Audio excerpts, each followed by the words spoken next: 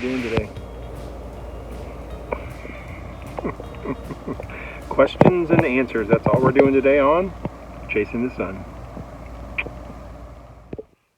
Hey guys, thanks for tuning in to another episode of Chasing the Sun, where we do everything RV and van life. And today, as you just heard, doing question and answers. I've had several questions over the past few weeks, and I thought I'd get caught up with that. I picked a few, see how long it goes. I don't want to bore you guys to death, but I picked interesting ones that I think you all may enjoy some understanding some stuff about the not only the show, but me and some of the things in my rig. So let's get going. What's up with the flag behind you? My flag. Had my flag since 1986. Was given to me by an uncle of mine, and I've have had it ever since. It's always been up on a wall. When I was married, it was relegated to my study. But it's always been near and dear to me, and now it's how you can find me if you're on the road and you see a Sunland Express and you don't see the flag, then you know it's not me. Anyway, that's my flag. How old am I? Oh, I forgot to say, I asked the first few people that sent me questions if I could use their name on air or their handle on YouTube, and they were very nice and said, "Nah, we don't want you to do that." So I said, "Okay." So if you send me questions in the future and it's okay for me to use your name or your handle, just let me know that, and I will use that. Next question: how old am I? I will be 52 in my next birthday in September. And it's funny because in my interactions with people who are new to the channel or new to my social media, I have actually had someone ask me how retirement was going. And I think they meant that they thought I was 65 or older. That was a little bit of a shock, but it was funny. And I also had somebody say that I look like I was 40. Whatever. I'm 51 years old. I'm proud of that. Still feeling good and still working out every day. And so yeah, I'm 52 on my next birthday. And I got a surprise coming up where I'm spending my birthday. You guys are going to love that. I'm going to show you guys how to make some money. How long have I been full-time? Okay, so that's kind of a complicated question. I bought my rig about 3 years ago, and I was full-time for about 18 months, and I loved it. And I got into a relationship, and I thought that maybe I would enjoy not being full-time. Mistake. The relationship wasn't a mistake. I am still close with that person. I still really care about that person. We are not together, but I decided that I wasn't best suited for that, and I certainly, after I got back into my apartment, and I did that for like 3 months, and I knew, immediately, it was a mistake. It was, if you've watched my videos at all, I was paying $2,500 a month. I was working all the time. I was a full-time plumber, and then I also had another gig just to make my bills, and I was a good job too. So anyway, so I did that for a few months, and then I just said I'm done. And that's one of the last questions. I'll explain that to you. So I was 18 months, and then I went back into an apartment for just a few months, and then I've been full-time ever since. And I really don't know. Somebody asked me the other day, one of my friends, not a social media question, asked me, "Do you ever see yourself not living in an RV or a van?" And I said, until I can no longer physically do it, like I can't get up and travel and enjoy it. I probably won't do it. But I think until then, it's going to be very difficult for me not to do this, because as I say in all of my videos, within 5 minutes I can have all of my things and I can be going to Canada, and I don't know very many people who can say that. So the freedom is just, it's so overwhelming, and the feeling, the power that I have, and to be able to do anything at any time, after a life spent businesses and employee or coworkers and a wife and kids and all of that, and I enjoyed 99% of that. I wouldn't change that for the world. But I also didn't want to work until I was 63, retire, and have a heart attack when I was 65. So I do have to work now to make a living, but this is it for me. So anyway, there's that. Advice on starting your own YouTube channel, which I think is a really cool question because I'm still so new into mine. We got 140 some subscribers, and I'm still learning, and people, my friends are still going, well, you're getting a lot better. They were at the beginning. I love my friends. They don't give a crap about anything. They just give it to me straight. Okay. So advice on starting a YouTube channel, and going full time. Yeah, advice on starting a YouTube channel and going full time. I mean, that's really two questions, but I'm going to kind of focus on the starting a YouTube channel. I think the very most important thing is that you need to have money. You need to have money coming in, and you need to have an emergency fund. Excuse me. Just so many people just think, hey, I'm going to take $1,000, get into my car, and I'm going to go and I'm going to make I don't know what they think, and it's awful. Guys, you got to have money. You got to have money, and you got to have steady money, and you better know where your next meal is coming from, and your gas, and your insurance, and your phone, and all that. If you were forced into your vehicle, that's something else, and I'm going to do an episode on that too. I got a really beautiful letter from a subscriber, a new subscriber that was forced into their, they lost most of their possessions and their house. I'm going to do such a sad, beautiful thing, because this person pulled themselves up by their bootstraps, and they are killing it, trying to get her to start her own YouTube channel, because her story is so much more interesting than mine. Anyway, have money.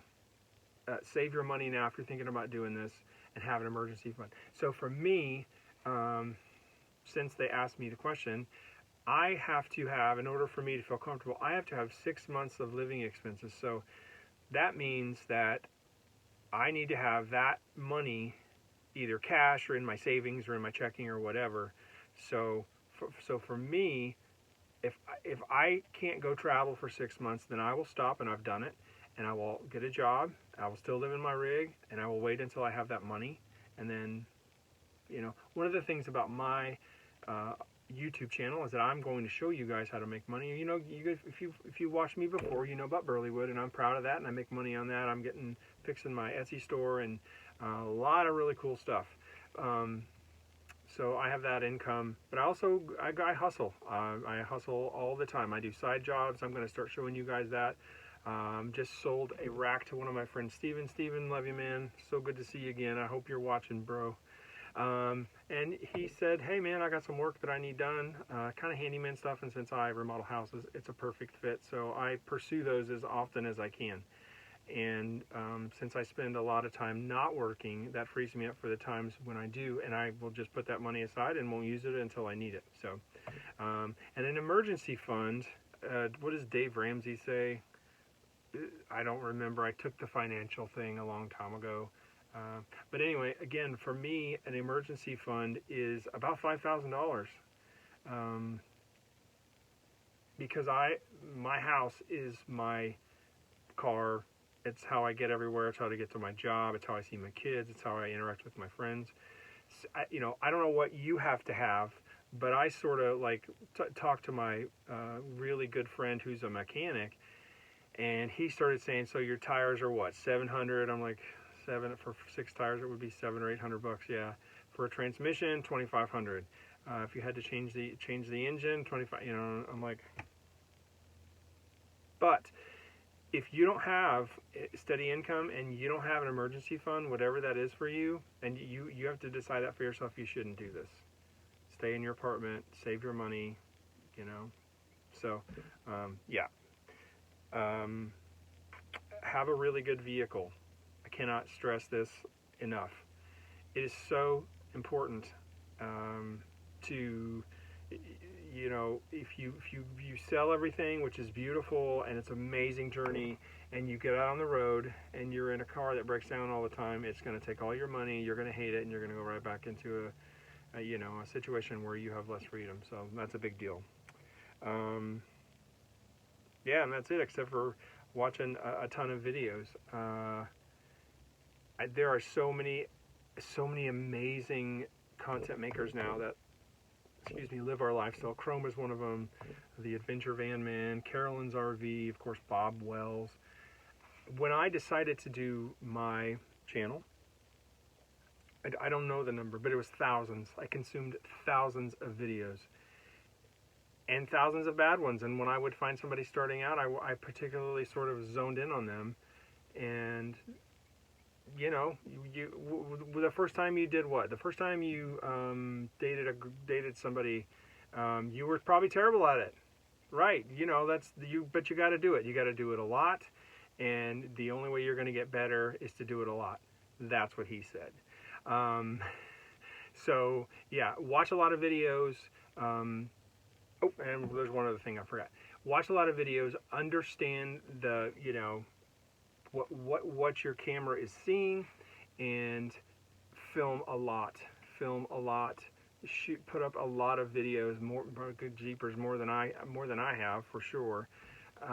The extreme of that is Chrome Valdez, who is my boy. I don't know the guy. We've had a couple of exchanges over email and on YouTube. Just the best guy in the world. Could not have been nicer. One of the reasons I'm doing what I'm doing. Dude started with nothing, absolutely nothing. Didn't make any money for almost a year.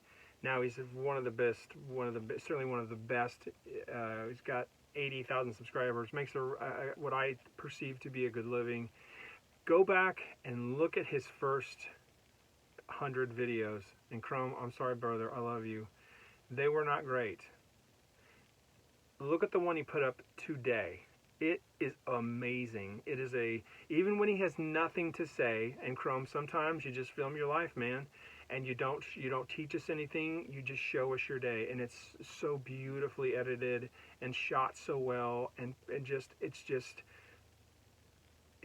you just want to watch it. Besides, he's a really sweet little fun, and I think women think he's attractive, and funny and goofy and awesome, all those things. So yeah, watch, you know, pick your favorite 3, 4, 5, and pick different styles to watch.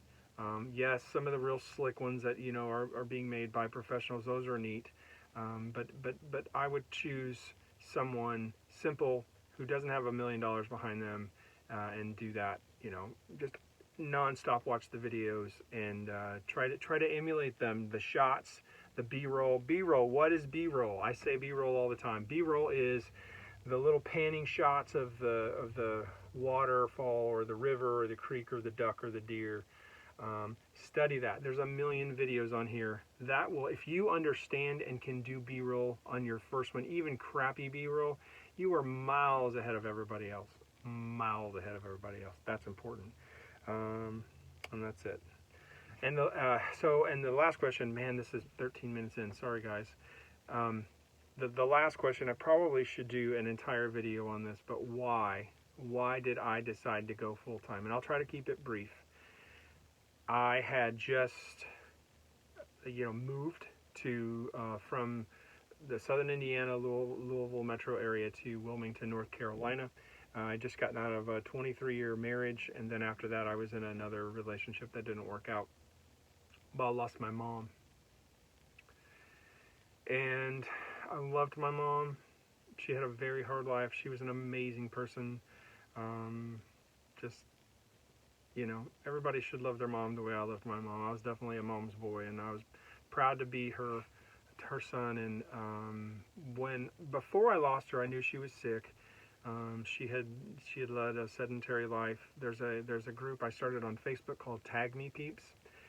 We are dedicated to getting up and moving. And I encourage you to get on there and start your fitness journey if you don't feel like you're your best self. But I started that group because I watched my mom sit on a couch for the last 15 years of her life, and she just didn't move, and she died. But before she died, I had many long talks with her. I was still living in southern Indiana, which is ironic because that's where I'm at now. But I would go back to Wilmington, where she was living in her apartment, and we would talk for hours and hours and hours and hours about everything I wanted to know, because I knew I was losing my mom. I didn't know it was going to be a week, a day, a year, 2 years, but I knew it was coming. And I knew that today would be here, and I would have all those questions questions answered, but I talked to her, and she was full of regrets, full of regrets. Things she did do, things she didn't do, relationships that she was in, how she handled things with her kids. And, you know, I'm 51 years old, and I have some regrets too. But I watched my mom go downhill, and I watched her. I felt her regret with her not being able to do some of the things that she wanted to do. And she had an amazing life. She was an amazing person. Everyone that knew my mom loved her. But I think that she wished that her life had went a different direction. And so I had gotten out of that marriage and that relationship. I'd sold my businesses. And I just said, you know, I've wanted to do this forever. I had a van. Well, my dad used to take us fishing when I was 2 years old to Panama City, and 6 of us would sleep in a van and go fishing for a weekend. And it sounds awful, but it was awesome. When I was 16, I had a van, and there was a minute of my life when I was homeless. I lived in that van, and when I got the Betty Lou, the rig that I'm sitting in now. So I've had a long journey with van life and living in vans and vehicles and enjoying them. And I always wanted to do this, and I just didn't want to be 73 years old like my mom, looking back and going, man, I have so many regrets. Well, this is not a regret that I have. I do regret a lot of things, but I'm fixing every bit of that I can fix. This allows me the time to do that. This allows me the freedom to do whatever I want, to live on less, and to enjoy my life and suck the marrow out of every second. It allowed me to deal with my alcoholism, which I haven't spoken about. I'm going to do an entire episode about that. It allowed me to heal some things in me. And when I saw my mom going downhill, all of those regrets, I bought the RV. And pretty much after she passed, I did have to finish some obligations, but right after that, as soon as I got the RV as a result of my mom passing, I started making plans to move into this RV, to start a YouTube channel, to sell my burley wood. So yeah, I know that's a really long question, a really long answer, but I think that if I'm being honest with you and you are going to be a follower of mine, that's the real reason why I got into this. So, and there's one more question, but I'm going to do in the next video. My friend Misha, hi Misha, I hope you're watching, and I hope you all are doing well. I love you and your family. What are the must-haves for van life and RV life? I'm going to do that next, just that on the next episode. Okay, cool.